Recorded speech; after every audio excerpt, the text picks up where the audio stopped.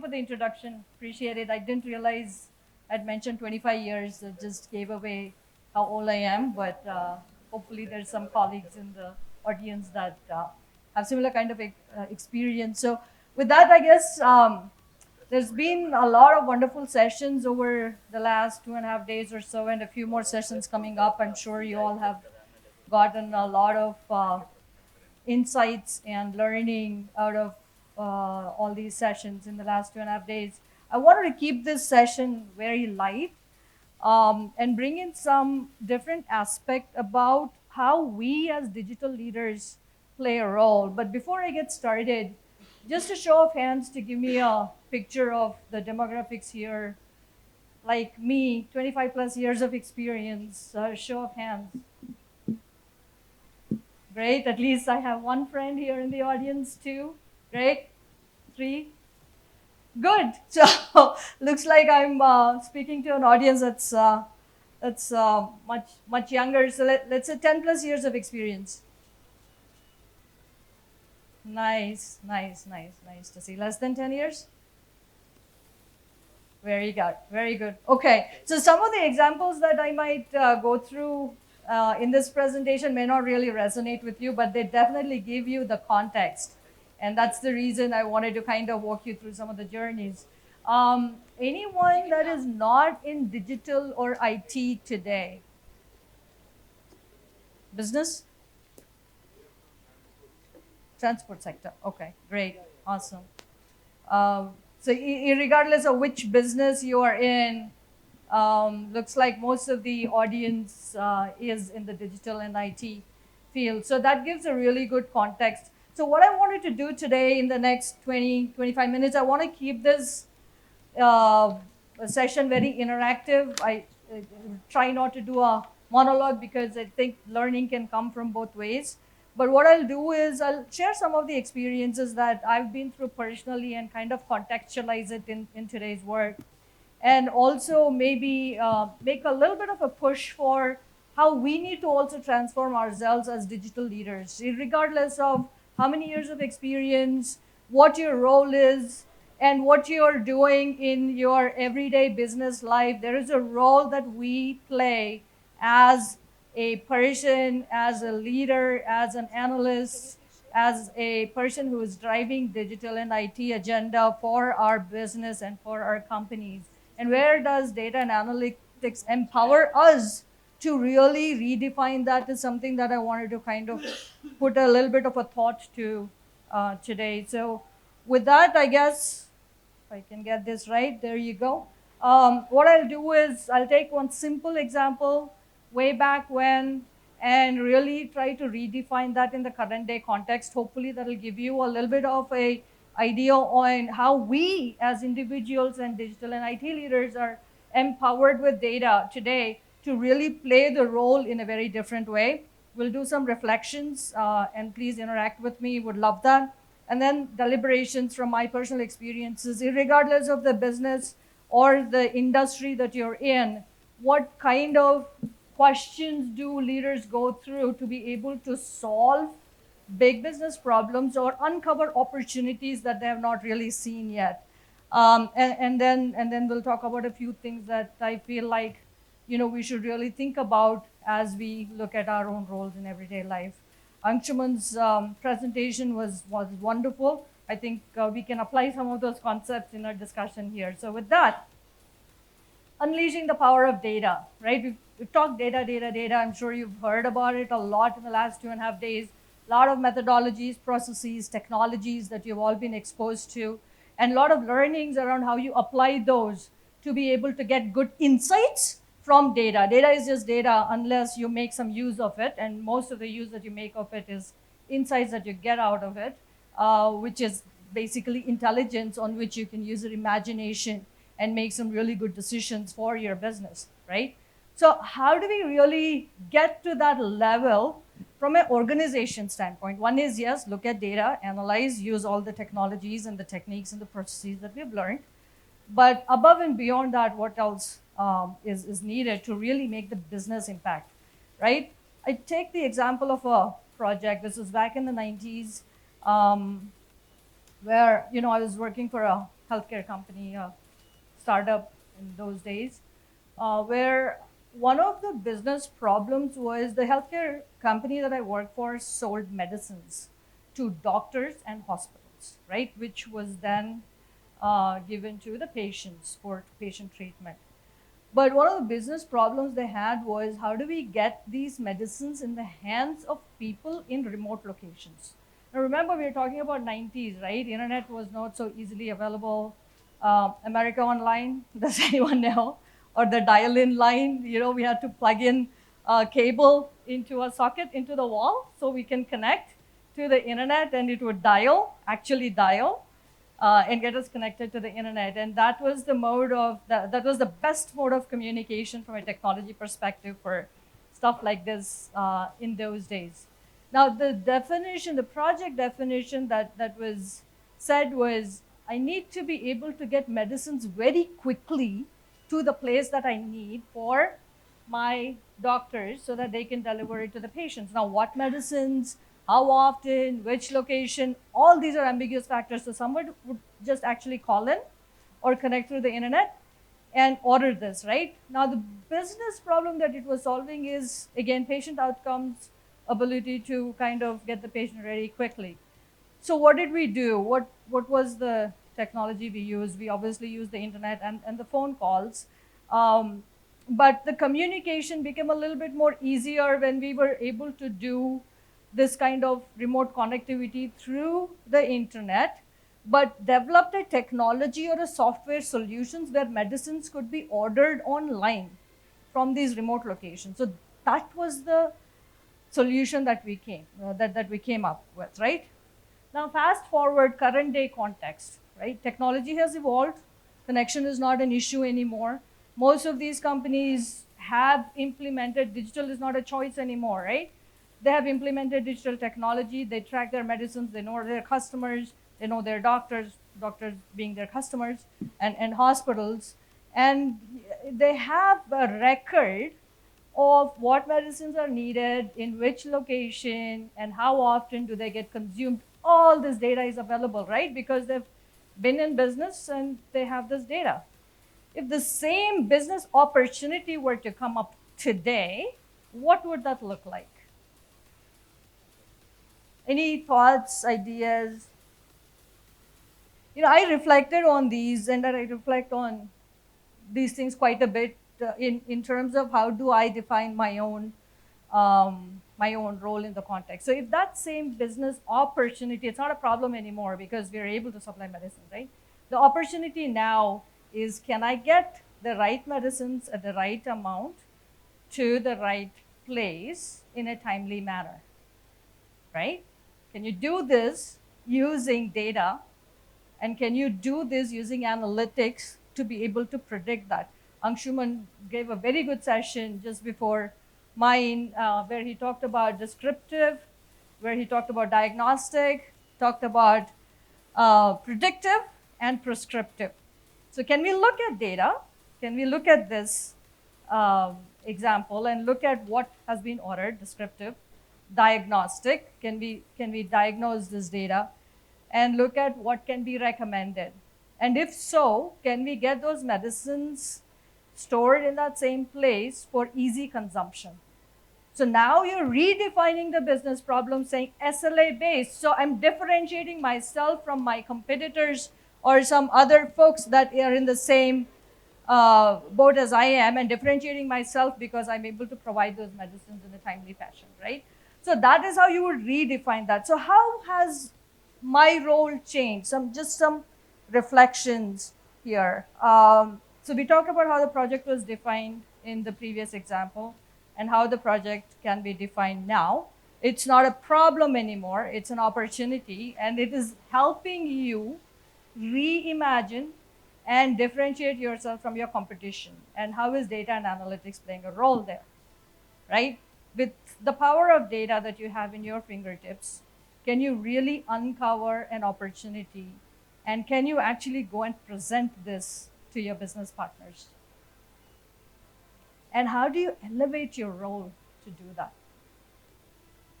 So again, reflecting back in the first example, The business partner came to IT or digital and said, this is my problem.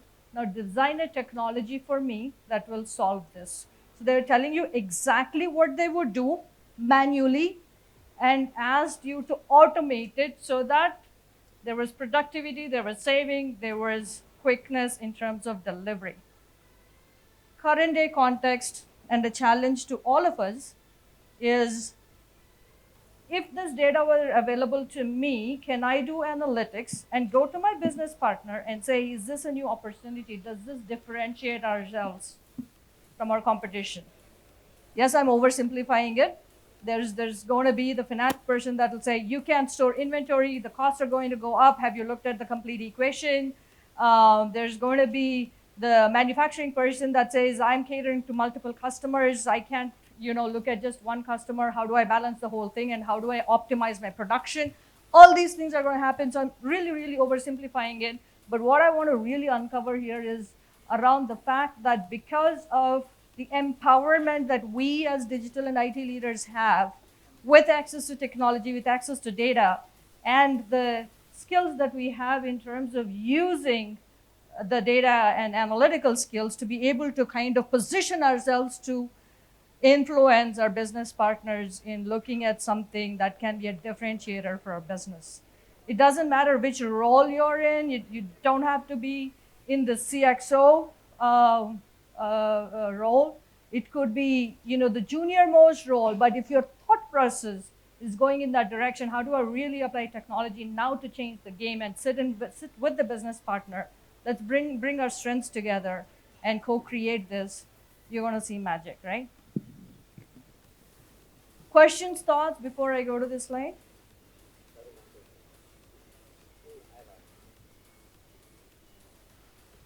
All right, so these are some examples that I picked up from, again, my personal experiences throughout my journey. And if I reflect on those, it's really around, using technology and data to be able to uncover these. Product services, I think a lot of us come from many different companies and industry segments. This is a services part of the business, any kind of services, where the leader was deliberating on, and this is a global company, right? And their install base is across many different locations, sometimes remote and stuff like that. Spend millions of dollars to get the right representative. These are big machines where it goes through repair. And every time there's a repair, right, the production is down. So it's a direct impact to customer. So how do we differentiate ourselves in making sure that the customer's asset that we sold is up and running all the time, right? As part of that, the services function actually sells services to be able to repair that machine in that site so that there is no outage or production outage for the customer.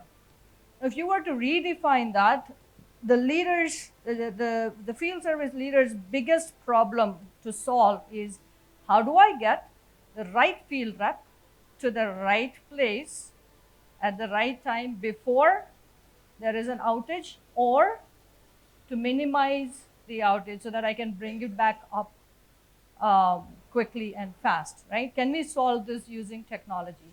Again, back when we did it, we designed an algorithm, we designed technology to be able to grab that information and data. Where are the field reps? What are the skill sets? What toolkits are needed? Where are the customers? How the machine has run over the last few years? Do you think there could be an outage coming up soon? Have they signed up for predictive maintenance? Is it time for me to go? So all this data was available. Looking at that, we developed an algorithm, right? Now, going back to what Anshuman said in the morning, if I had that data upfront, can I do analytics to actually predict an outage before it happens? So you redefine that, right? So that is going to differentiate you from your own peers in the industry. Healthcare, I worked for a healthcare company in my past role, and some of the deliberations that the doctors are very complex field, very, very complex field, and amazing talent that our doctors have, right?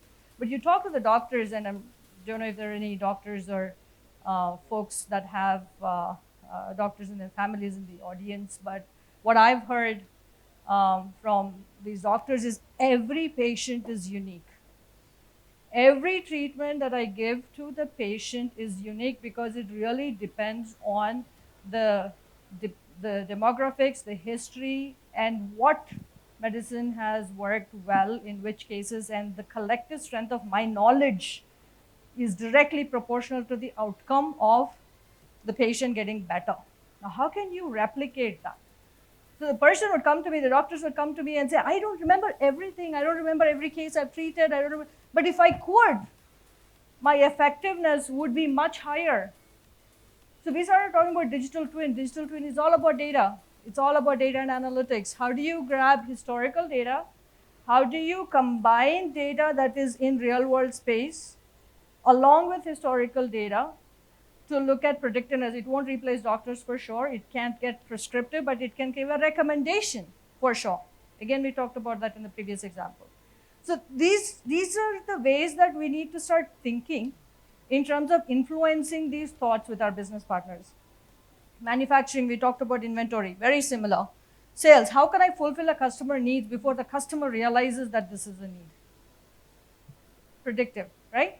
Finance, a 1% improvement in yield of my machine will give me $20 million. Made up the numbers, but yeah, if that's a business problem statement, how can you use technology, right, to improve the yield? We're talking about sensors grabbing data, looking at AI ML models, and then saying, with this permutation and combination, there is an opportunity to increase the yield. Again, I'm oversimplifying it, but that is where you really need the help of algorithms and really intelligent algorithms like AI and ML to be able to kind of come up with really good predictions and recommendations for the business. Now, you as a digital leader, what role would you play? Would you wait for a business person to come up and say, I want you to do this? Would you say, look, these are opportunities that can be solved with technology, and really partner with the business and say, how can I influence you, right? So with that said, I will go to the last slide actually, but before we go to the last slide, any reflections from your own experiences that you want to share, or any kind of questions that you would want to ask?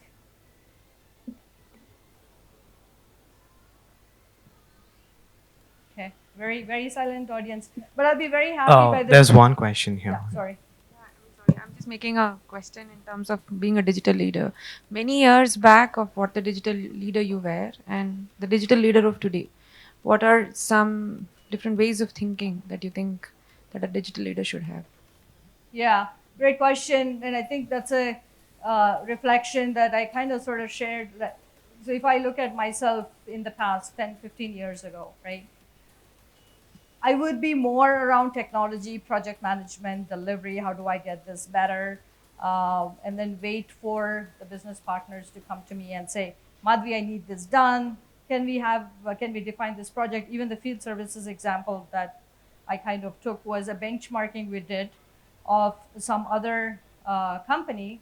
And we said, how can we do that, right? So I was more playing a support role and an execution in terms of delivering the solution role. Today, I think because I am in there with the business partners, we're looking at business opportunities and problems at an organization level for the entire business. And I'm in those discussions. I'm constantly thinking about how do I apply technology for this particular problem? And I'm able to influence it, or at least bring it up and say, hey, look, if these are the problems we need to solve, this is the technology we need, and this is the kind of investment we need. So I'm having those kind of conversations today from way back when. There is another question here. Sure. Hi, with the tech growing so massively, so how do you be on top of the things? Yeah. That's a great question. I'm not sure I have a secret answer to that. But again, the news feeds that we talked about in the previous session with Anshuman is a great way. It's a personal style of mine, I guess, is, I kind of subscribe to some of these news feeds, and if something of interest comes up, then I go in. That's one. Second is, if I'm working on something and there's news around that, I obviously dig in a little bit more. I do a lot of networking. I have a lot of friends in the industry. Conversations help a lot. Conversations with gender differences, with age differences, experience differences help a lot. So I love having good conversations, whether the person has 25 years of experience or just fresh out of college. I learn a lot from my kids. So it's just multiple sources, no single recipe, but I guess that's my style. Yeah, there is another question. Sure. Hi, this is Omkar. Hi, Omkar. I want to know about Birla Carbon a little more. So, what kind of digital transformation you are driving, and over next 2 to 3 years, what kind of changes you are seeing in the industry, especially in your area? Yeah, absolutely. So for those of you who have not heard about Birla Carbon, we are a carbon black manufacturer. Think of your vehicles that you drive, your cars, the tires that they have, right? Everything that goes into the tire that is black has a carbon black component in it. And that's what we manufacture, the carbon black that goes. Our biggest application is tires, right? There is another application we're looking at as we speak in the electric vehicles batteries. There's an application of carbon black that can be used for electric vehicle batteries like lithium ion and stuff like that. So that's what we do. We're very globally spread. We have about 16 manufacturing sites in 12 different countries. From a digital business transformation standpoint, we are very big in manufacturing. We have a long history. We pride ourselves in our process excellence. And we're looking at everything we can do in terms of playing on that strength with regards to having IoT and industrial smart manufacturing in our factories and continuously optimizing that. COVID has taught us a lot of things in terms of how to be a resilient organization. We did not see our demand go down. We did not see that there was going to be less appetite from our customer standpoint, even during those times. So how do you build resilient factories? You're talking about situations where factory workers cannot really go to the factory. So you really minimize that workforce, but you keep your production running, right? So how do you apply technology to be able to do that? We're also making a lot of thinking and investment around how do we change the game in terms of how do we work with our customers? How do we digitally interact with our customers uh, much more and differently than how we do today? And how do we really looking at again, back to the previous conversation, how do we look at that opportunity area from a customer standpoint, and where does digital play to be able to augment those things? So we have a digital acceleration plan where we want to be a data-driven organization very soon. And we're building our data and analytics organization as we speak. And we'll be looking at how do we look at organizational analytics to be able to differentiate ourselves. Hopefully that answers your question. We have another question. Yeah.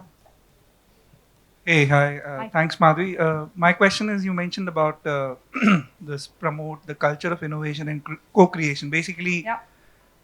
how do you enable your most junior employee to come up with ideas like this? So, what's your approach been, and what is your suggestion on how companies can do this? Yeah, so that's a great question. And I think we've just started to scratch the surface there. But again, innovation can come from anywhere. And like you rightly asked, could come from the junior most employee as well, right? So having a very open culture and doing ideation sessions to be able to bring those ideas to the table in a very well structured way, and really busting the bureaucracy around you have to go to this person to co-create or innovate is something that we're really promoting big time. The other thing that I'll talk about here is around fusion teams. If you all follow Gartner, you must have heard of the concept of fusion teams.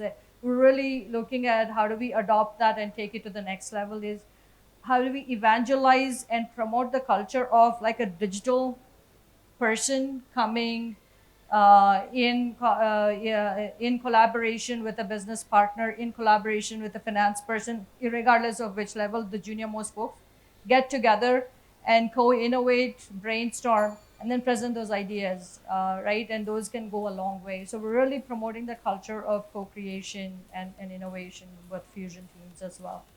One of the bullet points I have here is around business technologies. So again, back to the other question about how things have changed. In the past, we used to really, really not encourage people outside of digital and IT to do anything with digital and IT. But I think that mindset has to shift now, because digital is not another thing that you do, right? Everybody in the business are using technology and digital to do the job that they do already. So you've got to embrace those technologies, bring them to the table, and really kind of leverage your strength with their strength to co-create solutions. Okay, great. I think I've heard 2 bells, but any other questions? Yeah, there's one. Yeah. Yeah. Hi, Madhavi. Thanks for the nice session. Hi. So anything specific you are doing, like analytics, specifically in the manufacturing space, like you talked about, like lesser workforce in the factories and customer experience, but specifically for manufacturing? Yeah, absolutely. So, like I said, we pride ourselves in our manufacturing and process excellence processes. We've invested a lot from a manufacturing analytics standpoint. We work with Aspen Tech, and we have centralized the manufacturing analytics platform. We're well underway to complete that journey by the end of this year in terms of implementing the technology. So, what we're doing currently is really shifting the gear, embracing digital technologies to come solve for problems with high business value, like whether it's a digital twin, predicting your production, your outage, your quality predictor, and improvements as such in the factories are being modeled on digital twins on these analytics platforms to be able to really make a difference there. Yield is another one that we're working on as well. That's also in the manufacturing space. A lot of IoT stuff, sensor technologies, AI ML models to be able to kind of get those outcomes. Yeah. Can I? Hi. Hi. This is Vikram here. Hi, Vikram. In ever-changing world, I think so the new buzzword about sustainability is also coming Yeah. up, right? Yeah. So as leaders, we need to balance both sides, change versus sustainability. Yeah. So do you think this is also one of the points you need to consider as a leader? Absolutely. So again, a great question. Sustainability is a big imperative for us at Birla Carbon. For us, sustainability means, how do you reduce your carbon footprint, and how do you make sure that you are really leveraging the opportunities that you have to do good for the environment overall, right? From an organization and Birla Carbon standpoint, how do we leverage technology to do that? Is around again, how do we support our business in terms of the carbon capture we can do, or really getting down the footprint from a carbon standpoint that goes back into the environment? How do we support those processes and technologies? The other thing that we're doing just within digital and IT is, as we make our investments in our digital transformation journey, is how do we look at technologies with the least carbon footprint, right? Even when we evaluate cloud partners. That's just one example, but how do we look at sustainability from that standpoint? So. Great. Any other questions? If not, I think I'm pretty much out of time. I'll just leave you all with the 6 things we talked, the 6 things that I have here. Sorry, I lost the presentation. You can just bring it up just for 1 minute, please. I'll just go through those really quick. First, we talked about being a business partner, right? Yes, you do have to wear your digital and IT hat. You do have to bring technology to the table, but how do you also wear the business hat?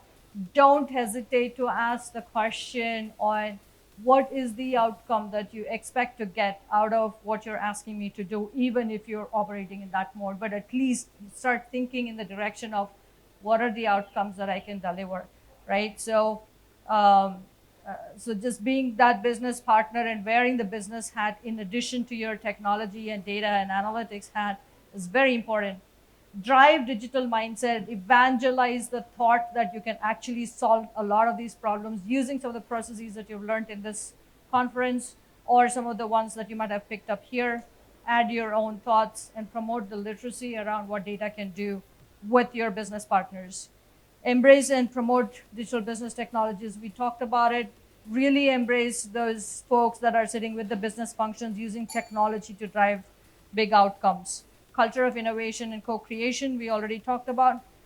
The fifth one is actually extremely important. Please don't take this in the order of significance, but that is the primary hat that all of us have to wear, is bring technology to the forefront and really have a governance framework, but don't put boundaries that get bureaucratic in nature. The last, but that is where you drive the biggest value, is around influencing and driving use of data and analytics for value creation, not for your function, but for your business, and looking at how you can get decisions made in time and that are effective, that our business partners can then take advantage of. So with that, I'm pretty much time's up. Thank you all for the questions. Appreciate the audience, and like all of you, I'm on LinkedIn, so happy to discuss anytime. Thanks.